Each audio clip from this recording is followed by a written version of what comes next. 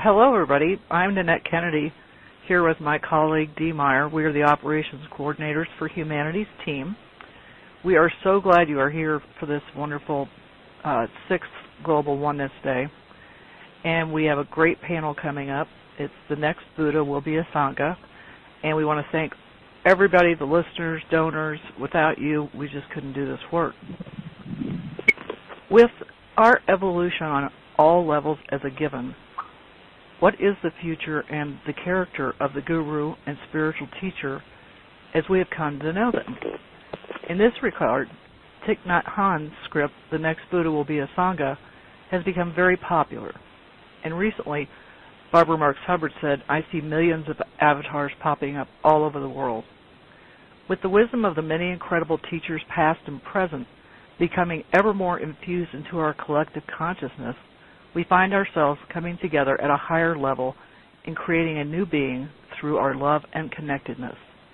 This panel explores the nature of the future guru, Buddha, Christ, God, etc., and of real community. Now, Dee, will you introduce our first guest? Sure.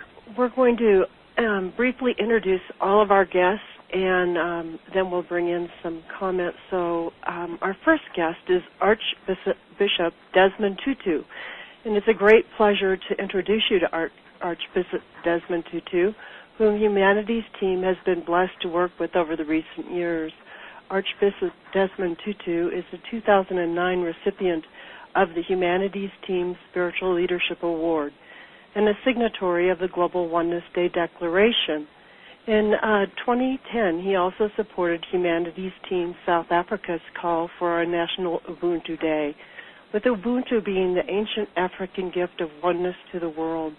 Nobel Peace Laureate Archbishop Desmond Tutu, regarded as an elder world statesman with a major role to play in reconciliation and as a leading moral voice. He's become an icon of hope far beyond the church and Southern Africa. Tutu is the chairman of the Elders of Independent Group of Influential People, chosen for their outstanding integrity, courage, and proven ability to tackle some of the world's toughest problems. Nanette, do you want to introduce Anna Marie? Sure. My pleasure. My dear friend, Anna Marie Petersa, is a doer-dreamer. Anna Marie Petersa has been a full-time volunteer serving in Humanities team since 2005 as the country coordinator for South Africa and on the worldwide level as a coordinator for the Oneness Declaration. Congratulations on 100,000 signatures. And part of the Global Oneness Day initiative. She also co-leads the Oneness and 12 Spheres of Life initiative. Anna Marie is a student, researcher of, as well as an advocate for Ubuntu. She is passionately involved on a daily basis with taking Ubuntu to the global stage as Africa's ancient gift of oneness to the world. Anna Marie holds a degree in counseling psychology, majoring in religious studies, that she obtained at the University of South Africa. Dee, over to you. Great. And we're going to bring Archbishop Desmond Tutu's message in here after we're finished with our introductions. Our next guest is Dr. Ankh Kem Esma, and Dr. Esma is a founder and director of the Amun-Ra Institute, an institute brought into manifestation to facilitate the dissemination of the science of consciousness, rooted in ancient Kemetic, Egyptian, and Banatu spirituality. Dr. Esma's passion is to interface various ageless wisdoms of the world with emergent knowledge systems, including physics, genetics, psychobiology, technology, and tantric teachings for radical awakening of humanity. His purpose is to unite humanity through sharing the fruits of consciousness with love, awareness. Dr. Ankh holds Ph.D. in Management of Technology Innovation, which introduces the primal source of life, NTU, into the systems of science and technology and innovation. Welcome, Dr. Ankh. Thank you so much. Okay, and John Thomas. John C. Thomas is Humanities Team Conscious Business Coordinator, dedicated to help create a global community of collaboration and support for spiritually conscious business transformation. John also coaches leaders, individuals, and teams on mindfulness-based practices to help actualize innate brilliance, achieve business success, and personal fulfillment. Before retiring from Intel Corporation in 2013, John advanced technology solutions that benefited both the planet and the bottom line. He also taught mindfulness as a part of the Awake at Intel program. For much of his life, John has practiced with teachers in Zen Buddhism and other non-dual traditions. He openly shares his experience that inner freedom is the birthright of every human being. He and his wife, Lorraine, live in the Pacific Northwest USA, where they enjoy gathering in heart circles with local communities of fellow truth lovers. Archbishop Desmond Tutu could not be here live with us today. He did, however, record a wonderful message for us on this Global Oneness Day. Josh, will you please play the message from Archbishop Desmond Tutu? In the Church of Sant'Egidio in Rome, home of an extraordinary community of lay people devoted to working with the poor, there is an old crucifix that portrays Christ without arms. When I asked about its importance to the community, I was told that it shows how God relies on us to do God's work in the world. This crucifix reminds us that without us, God has no eyes. Without us, God has no ears. Without us, God has no arms or hands. God relies on us. It is noteworthy in the parable of the Good Samaritan that Jesus does not give a straightforward answer to the question, who is my neighbor? Surely he could have provided a catalog of those whom the scribe could love as himself, as the law required. He does not. And instead, he tells a story. It is as if Jesus wanted, among other things, to point out that life is a bit more complex. It has too many ambivalences and ambiguities to allow always for a straightforward and simplistic answer. This is a great mercy, because in times such as our own, times of change, when many familiar landmarks have shifted or disappeared, people are bewildered. They hanker after unambiguous, straightforward answers. We appear to be scared of diversity in ethnicities, in religious faiths, in political and ideological points of view. We have an impatience with anything and anyone that suggests there might just be another perspective, another way of looking at the same thing, another answer worth exploring. There is a nostalgia for the security in the womb of a safe sameness. And so we shut out the stranger and the alien. We look for security in those who can provide answers that must be unassailable, because no one is permitted to dissent, to question. There is a longing for the homogeneous and an allergy against the different, the other. Now, Jesus seems to be saying to the scribe, hey, life is more exhilarating as you try to work out the implications of your faith, rather than living by rote with ready-made second-hand answers, fitting an unchanging paradigm to a shifting, changing, perplexing, and yet fascinating world. Our faith, our knowledge that God is in charge, must make us ready to take risks, to be venturesome and innovative. Yes, to dare to walk where angels might fear to tread. This encouraging approach to life is something that is also inherent in our African concept of Ubuntu and community that calls upon the individual to become his/her highest potential for the greater good of all.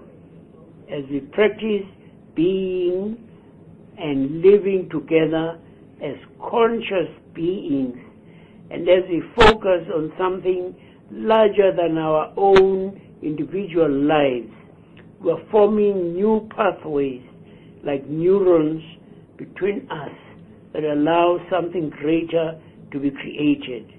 This larger being is a new entity with greater capacities and consciousness to activate our greatest potentials. Although the edge is just being formed, I believe that we now have glimpses of what is possible when we really come together as one. And as we allow God to manifest through us more and more, we see the birth of the enlightened being, not as an individual, but as a global society at last. You don't have to go to look around for God. You don't have to say, where is God? Everyone around you, that is God. What a beautiful and encouraging message. I'd like to invite John to comment on it, and then I'll invite Brother Ankh and Anna Marie.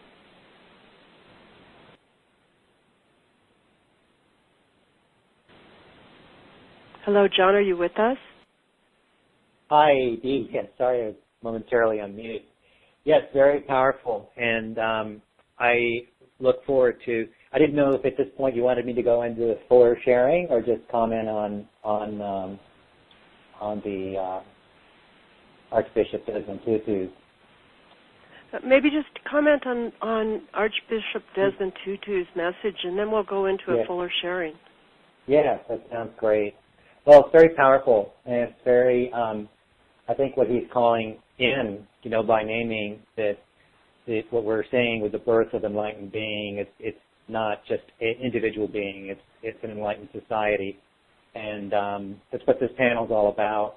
I really look forward to sharing some of my experiences with that in what we call heart circles.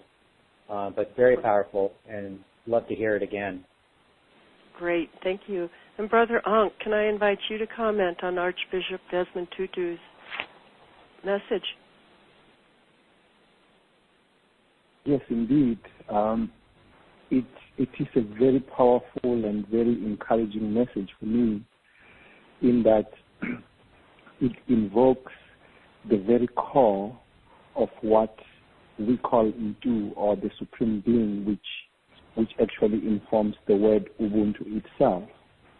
That indeed God needs us to come into the world, and without us there wouldn't be any concept or any experience of what it is that God is. So I feel so encouraged that the Bishop also encourages us to see God in each and every being, and therefore we need not fear the diversity of life, the diversity of humanity itself, because that's what God is. And through the kinetic teachings, God itself says, when it comes into beings, it says that I come into being through the myriad of things that I have created. Therefore, it follows naturally that life will be so different, but what is common in all these things is this Utu, this Ubuntu that we're talking about. So I really appreciate the message from Archbishop Tutu. Thank you. And Anna Marie. Yeah, wonderful. Thank you. Thank you so much.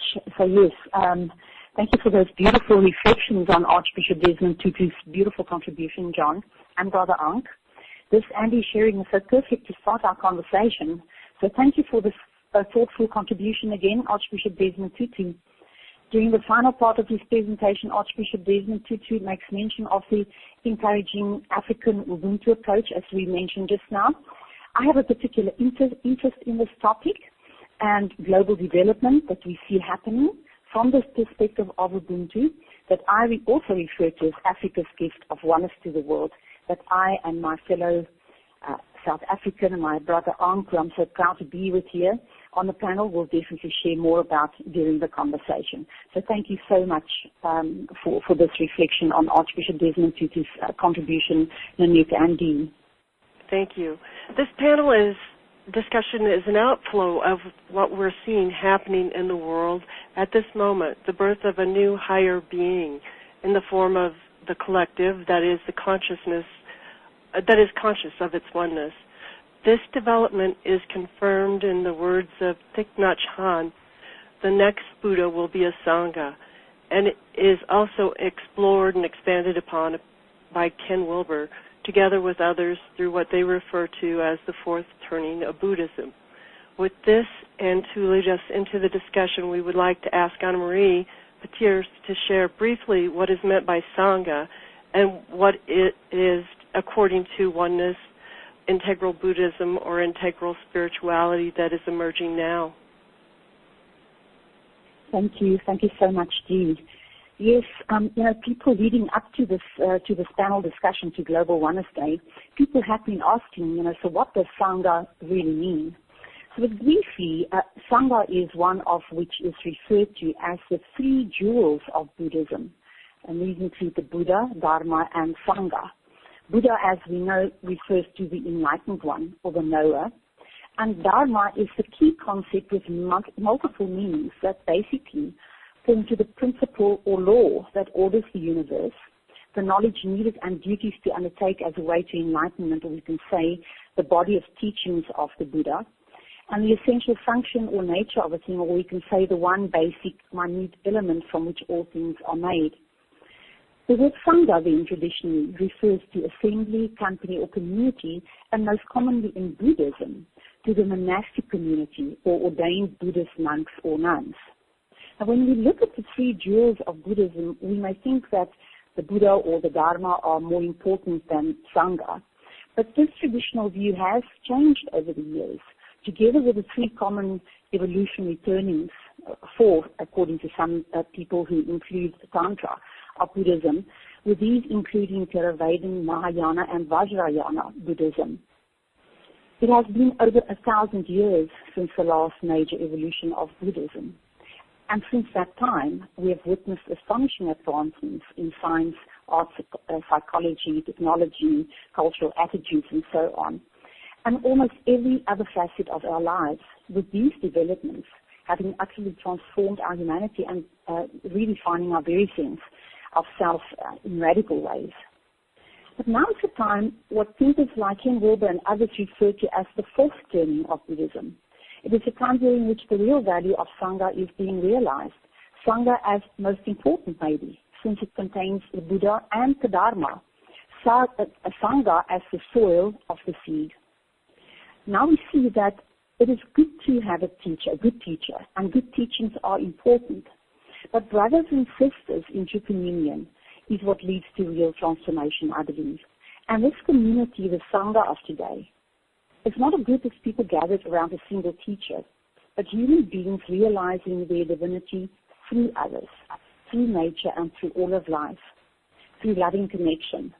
What we see right now is the next Buddha emerging as a Sangha, but not as a closed Sangha or a closed community as we have seen traditionally.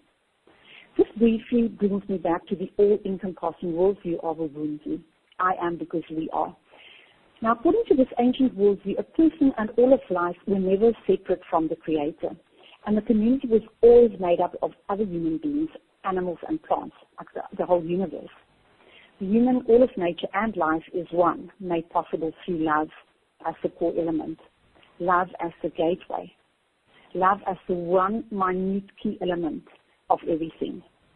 What we see emerging now is, in fact, confirmed in our ancient African spirituality and indigenous way of life, We are seeing all of life and the collective in holy communion. God on earth is what our original African spirituality is all about. Now, this development and our evolution is made possible through this time when we are witnessing the explosion of our technical and communication capabilities, and this forcing us right now to be more open and to take the next turn that is being spoken about. My research tells me that it was Buddha himself who proclaimed 2,500 years ago that the next Buddha will be named Maitreya, the Buddha of love.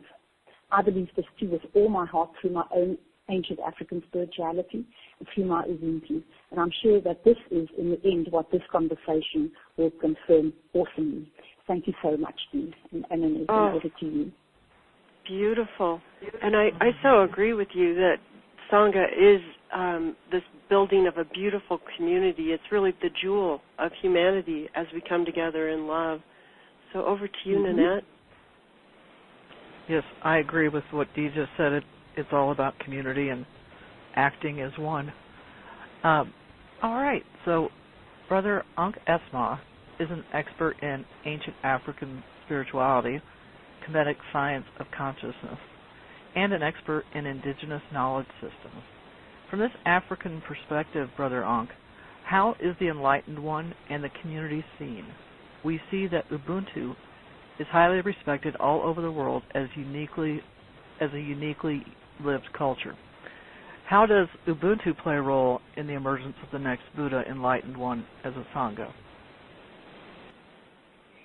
Thank you so much for this question. The African perspective of the Enlightened One, it's really it's vested in the importance of association, meaning that there cannot be an Enlightened One without family, without community, without association. So the things that we learn from the teachings of the ancients is that the Supreme Being in those days came as just one individual, or the Savior was just one individual. However, now we have entered a time through which each and every one of us have the potential to be what we call Osar or Osir through the ancient Egyptian or ancient Kemetic spiritual teaching. So within each one of us rests this potential of the Enlightened One, of the highest one, which is God or Goddess itself. Therefore, this is the time where the various gods and goddesses are actually meeting in various places from different races and cultures and traditions, and they recognize that this is the time through which the highest aspect of the Supreme Being is supposed to be grounded on the planet. And this can only be done through the recognition of this Ubuntu, the fact that you are a sovereign being, I'm a sovereign being. However, you are because I am, and I am because we are.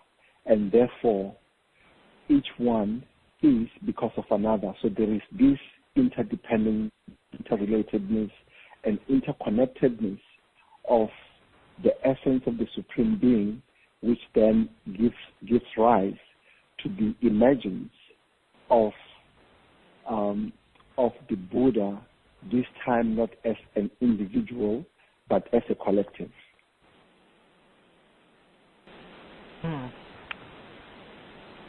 I personally believe that myself. And I do think the collective is what we're here for on Global Oneness Day. So this is a really very, very interesting. Thank you, Brother Ankh. Over to you, Dee. Well, John, we are so excited having you with us in Humanities Team, and you are truly passionate about this topic. Since you say in your own words, you feel in your bones that there's a very important shift happening in humanity's collective consciousness, one that's happening spontaneously, quietly, and under the radar. It is a shift that is leaderless, and calls forth the Buddha nature, Christ consciousness, and individuals to gather with others in their local community, to share experience, hold space, heal, and awaken. You have suggested that a new manifestation of Sangha, or spiritual community, is emerging, which you refer to as heart circles or presence circles. Can you share with us more about your experience with heart circles and how this happens to be emerging at this time? Yes, thank you, Dee. I'm really excited about this topic and happy to share my experience of heart circles and what I've been hearing from others that are involved in similar circles. And really, I hope that people listening in may be inspired by what I share about this, because this is something that's very easy to do within your own communities, and it's profoundly impactful and transformative. I also, referencing Thich Nhat Hanh's quote, "The next Buddha will be a collective," and as Brother Ankh and Anna Marie have been bringing out, this is extremely powerful statement and a profound shift, this fourth turning that Anna Marie mentioned, because it suggests that the next Buddha or Christ or spiritual avatar is not going to be an individual. It is our collective that is awakening and embodying this oneness. And like Anna Marie talked about in the fourth turning, Thich Nhat Hanh also made the bold statement that, Buddha, Dharma, Sangha. Sangha is the most important, which is a radical statement in Buddhist culture, to say that Sangha is more important than Buddha and Dharma, because Sangha contains both. So what we're saying is that we as a community are emerging as Buddha, right where we live, right in the cultures and the lives we have. And, spiritual teachers are still really important, but this Sangha that's emerging does not depend on the role of any one teacher or any guru. It's our own Buddha nature, Christ nature, the spirit within each of us that is now arising as the teacher. And we can get a very powerful experience of this in something very simple, which is these heart circles. A heart circle is a gathering which is peer-to-peer. So it's a collective field relationship. And that field is created by the intention, by our being present, sharing our deepest experience, being open, remaining open and curious. And then we become both a student and a teacher to each other. And when this happens, everyone who's been experiencing these circles, that the deepest awakenings and healings and things that happen to any one of us in that circle, it becomes palpably shared in that created field, just by the intentions and the presence that we all hold.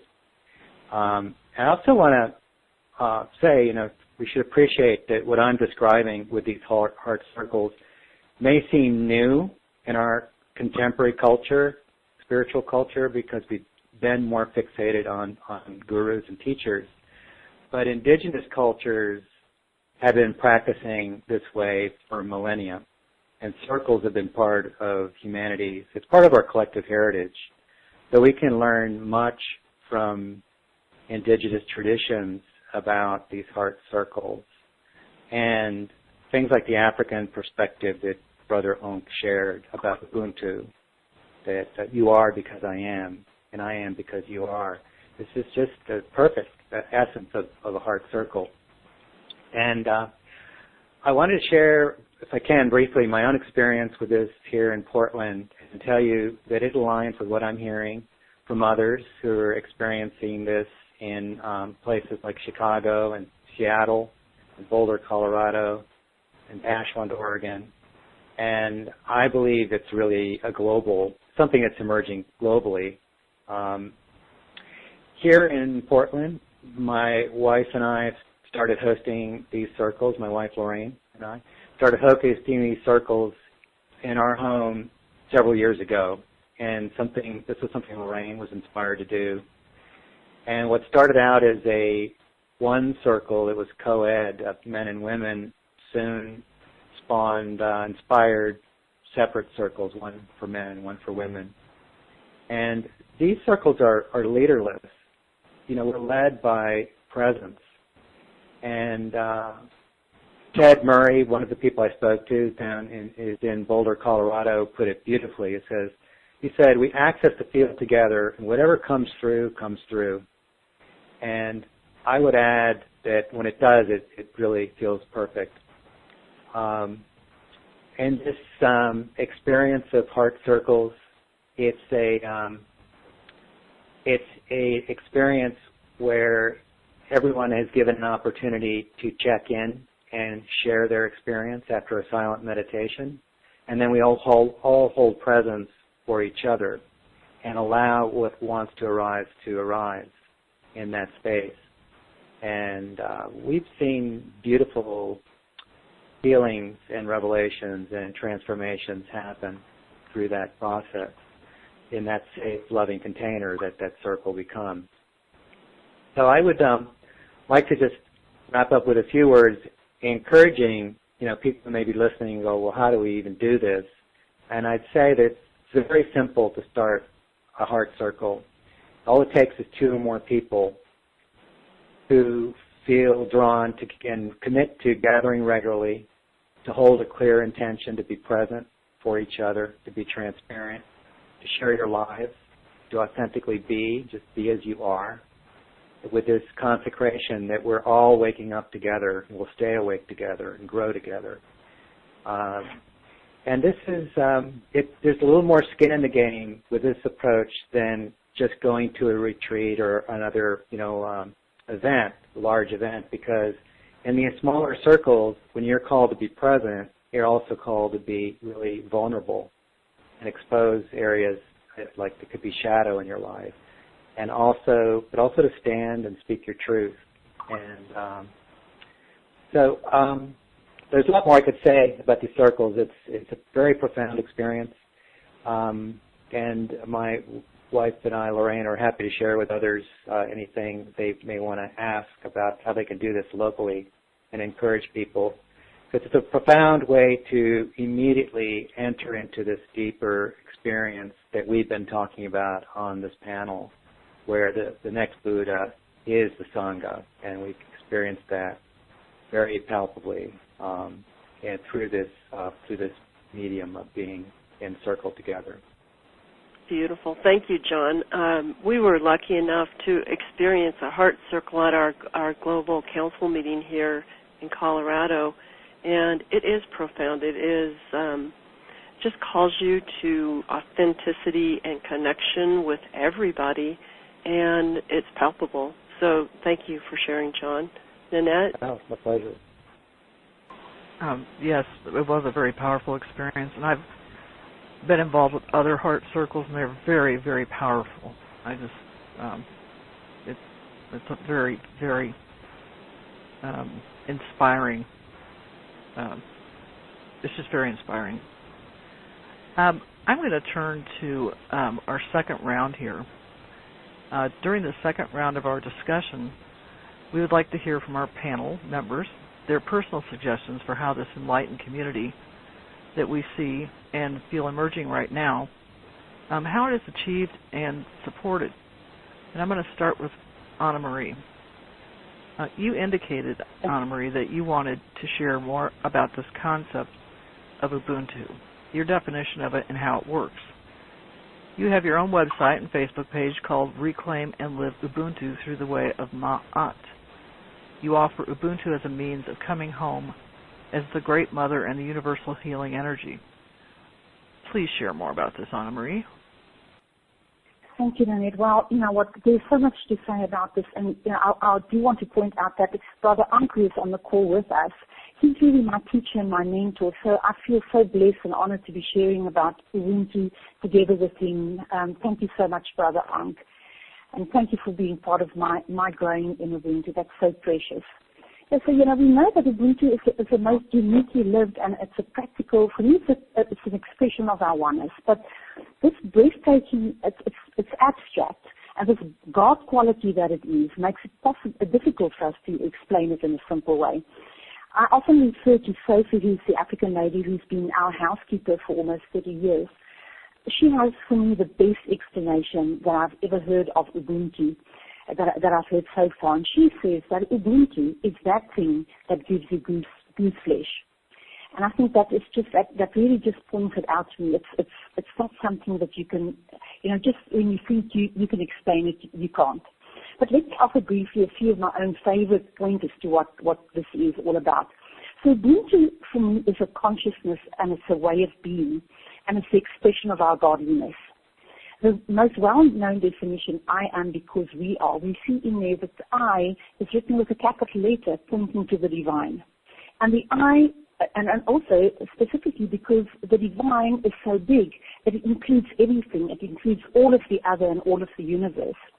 So although the person is unique, she is shaped, as Brother Ank pointed out earlier on, through community that includes all of nature and the universe. Nothing is left out where Ubuntu is. Now, when we dissect the word itself, and I find this so powerful about all of this, is we learn that Ubu stands for becoming, and that Ubuntu is the African root word for highest being or supreme being. So Ubuntu really points to this integral, the integral that we learn about through Ken Wilber and the integral approach. And for me, this is a very important aspect of what Ubuntu stands for and what it means for us as human beings to be part of a community in a process of becoming. Now, when we go into the origins of Ubuntu, specifically to ancient Egypt, or Kem, which Brother Ank is an expert on, we come across the African goddess Ma'at, or the goddess of law, order, and justice. And when we go deep enough into this, we realize that Ubuntu and Ma'at is the same thing. It's a feminine principle, the Great Mother, or the Universal Mother. This is the way that I love to look at it, with love at the core. And as such, for me, Ubuntu and love ultimately is the law. So for me, what we see is the return of the feminine energy. This is the return of the Buddha as a Sangha, not as a gender, male or female, but as a universal force or energy. All of this reminds us to be considerate of everything and everyone, to transcend and to integrate instead of to divide and to conquer, as Ken Wilber explains in the integral method. So the new Sangha, the next Buddha, is made possible through this energy, the integral or the love energy. So yes, people can, I can share more about, how when I wanted to, or when I started exploring Ubuntu, I found my own way of reminding me what that is all about. And in the book that I'm writing about Ubuntu at the moment, I put Ubuntu in a mandala. And this mandala on its own, we can see as a community. But I'm going to stop here now, and if there's more time a little bit later, I'll share more about all of that, about some of the concepts of Ubuntu that I have come to respect, and get more into the mandala. But for now, I'd like to hand over to Brother Ank. Thank you so much. All right. Where I would like to start is that we all know that it is said that South Africa is the cradle of humankind, and what, contrary to popular belief, is that we are bringing back the teaching which says that before there was ancient Egypt or ancient Kemet, the way civilizations down south that then cultivated the principle of this goddess that was called Ubuntu, out of the essential, the primal essence of all existence, which is the N-U.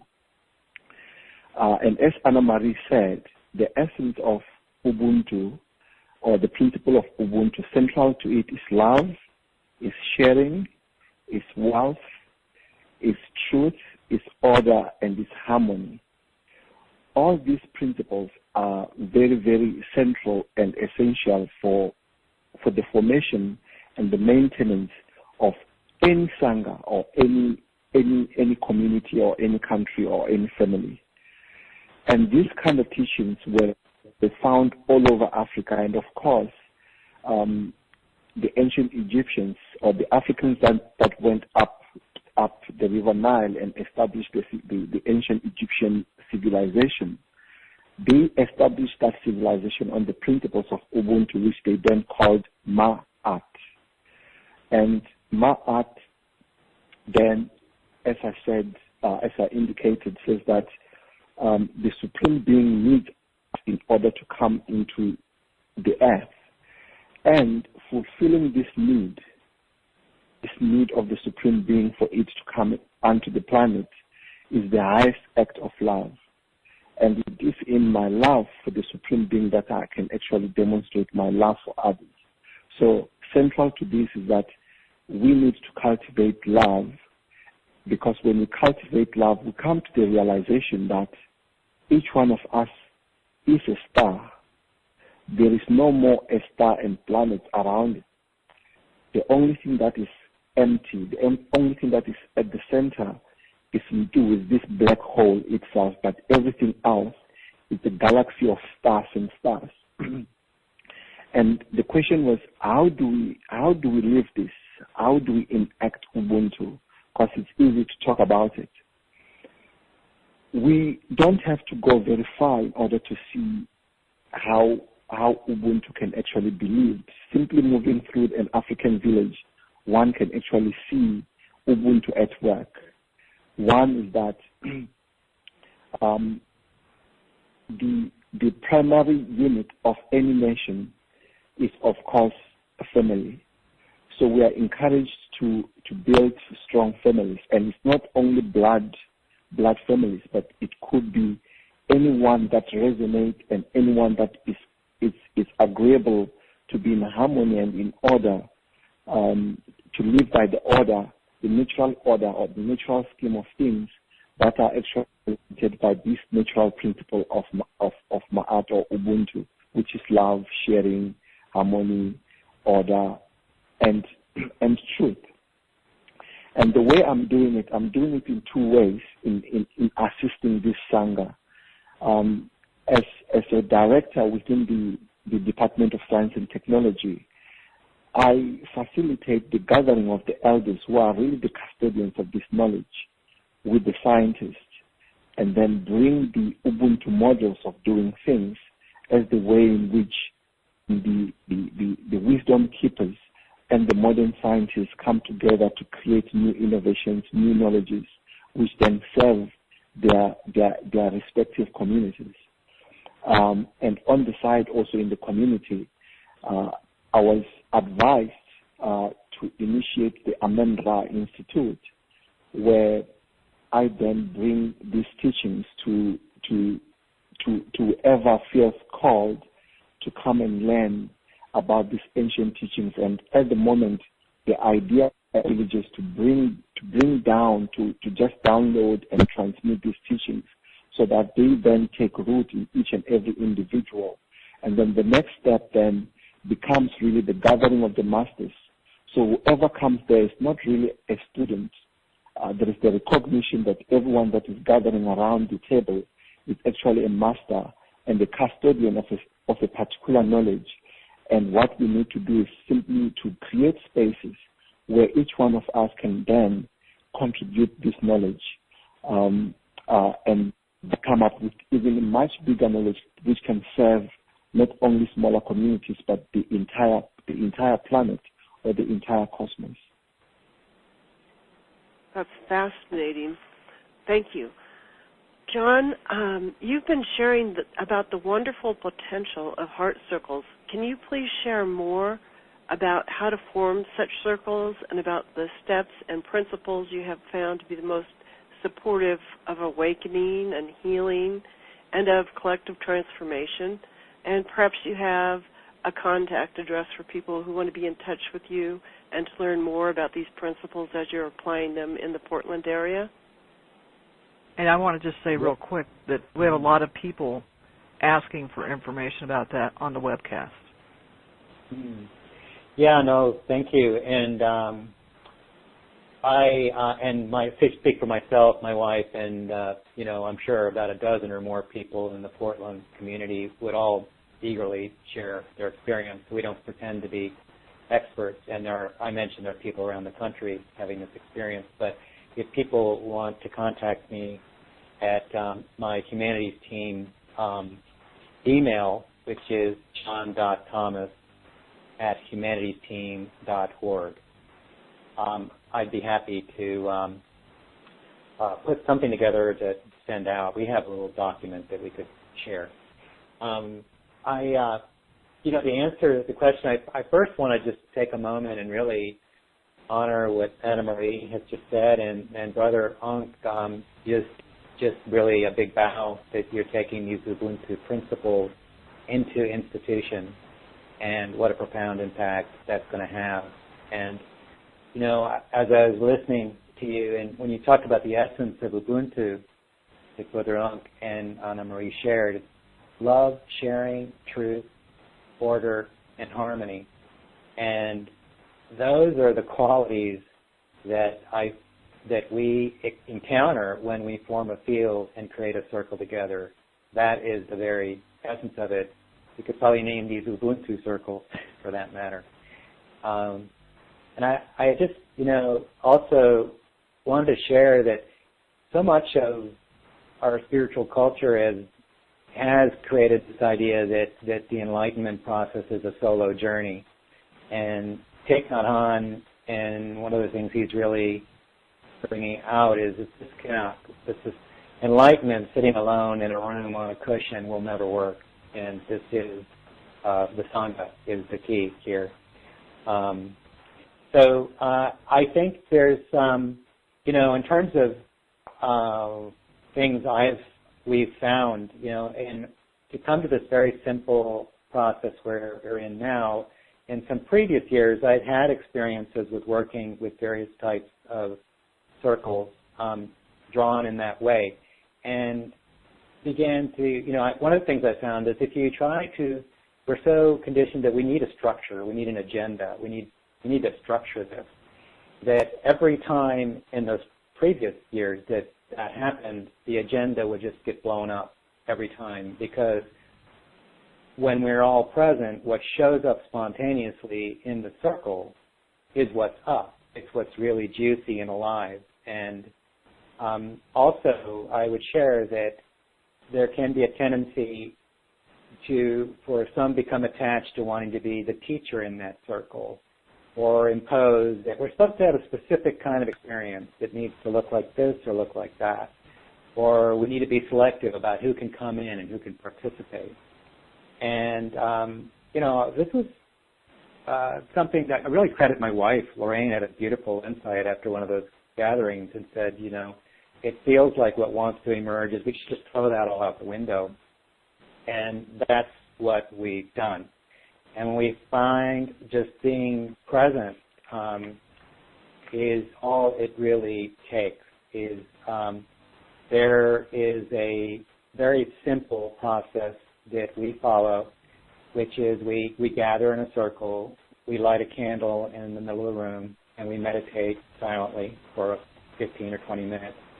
And then each individual checks in whenever they're ready and shares what's up for them in their life, what's their deepest frustration, their greatest insight or awakening or aha. And this is all just shared. And then people ask always and can give reflection on what's shared.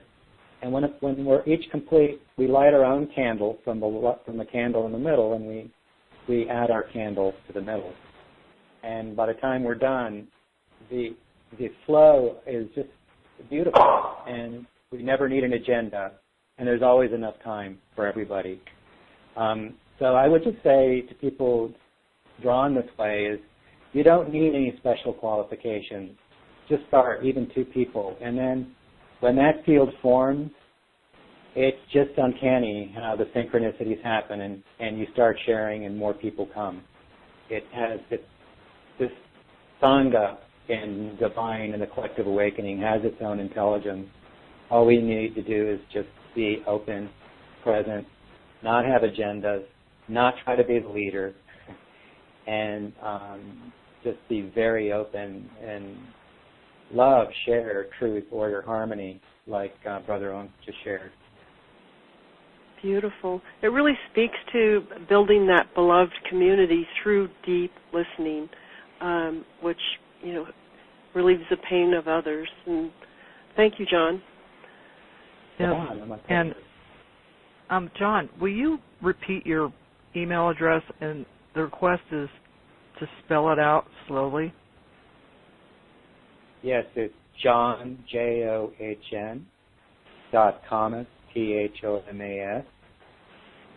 @humanitiesteam.org. Perfect. And I was just going to add that the deep listening, Dee and I were actually talking about this yesterday when we were preparing for this call. A couple of years back, we sponsored a group of women who, I think there was 18 of them, 9 of them were Israelis and 9 of them were Palestinians. And they had to go through this training for compassionate listening. And when this gathering first began, they did not like each other at all. And they were taught these tools of how to listen and how they could find commonalities instead of focusing on their differences. And we were very honored to be able to go to their final presentation. And each girl was paired up with, it would be one Israeli and one Palestinian. And they did chores together, they did artwork together, they shared a room together. And at the end of this, I can't remember, Dee, how long that was. It was a week or 10 days, something like that. I was thinking it was a couple of months. Or it might have been. I can't remember. But they were crying when they had to part ways to go home because they became very dear friends. That's beautiful. Yeah, that's beautiful. I would add, I think that's an important part of this experience that I didn't have a chance to talk about, but it's how to hold space for others. And just, especially when people are experiencing grief or suffering, we've been conditioned to try and fix that or bring in our own judgments. But when everyone in that circle is just still and present, it creates this loving awareness, this field that lets the healing happen, lets what needs to surface become resolved. And I can imagine that a lot of that was happening with the people coming, Israelis and Palestinians, or any groups like that where there's conflict and suffering. If the container can hold that field will naturally seek to heal it. We have a quick question that came in through the webcast that I'm going to pop out to you, and you can all discuss it. It's from Jordan. Hello, all. I wanted to ask, through your awareness that is opening to higher frequencies through meditation, practices and meditations and work with the Buddha, do you feel like you are better in touch with your guardians, your angels, guides, higher self, etc.? I ask because I sometimes wonder if it's just in my mind. And any one of you can. Yeah, the way I look at this is that all of life is my guardian angel. So my approach to all of this is to stay as closely connected and open to what the universe brings me, and to allow that to be my master. It's like Aunt shared a little bit earlier. I mean, certainly things like meditation and all of that, yes, that helps because those gives us the tools to be quiet and to listen and to be more open. But for me, we hear that many teachers say that, we don't necessarily have to sit still and do all of that. It's to cultivate this kind of a practice where all of life becomes our teacher and our masters and our guardian angel. So I hope I've answered the question. John, if you want to come in on this as well. Yeah, I know we're running out of time, but I think you answered it beautifully. And I would just add that the deepest experience of peace and love is the greatest validation. It's its own proof. That's truth when we experience that. And the mind, out of old habit, can come in and doubt it or have questions, but we don't need to pay attention to that. That's just the mind with its old habits. We just stick with the deeper connection to being.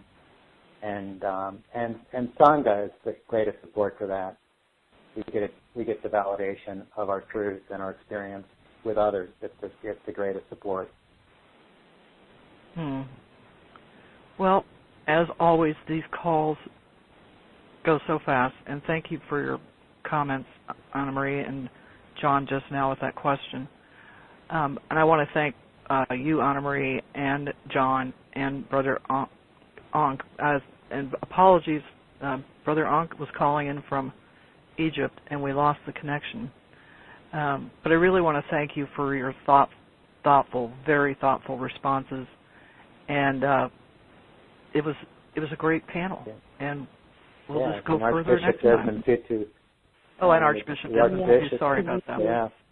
Yeah. That was stunning. Absolutely. Yeah, and what a privilege to be in Sangha. This is really what we were doing here is, different points of view. Each and every one of us as individuals, looking deeply into life and, trying to find the answers for life, but learning from one another. And I think this is really what it is all about. And this is the communion, what real community is all about.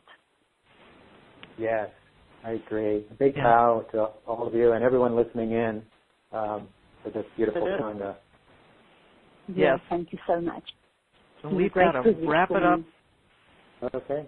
And I appreciate it. Our amazing next panel is coming up. It's called Oneness in the 12 Spheres of Life.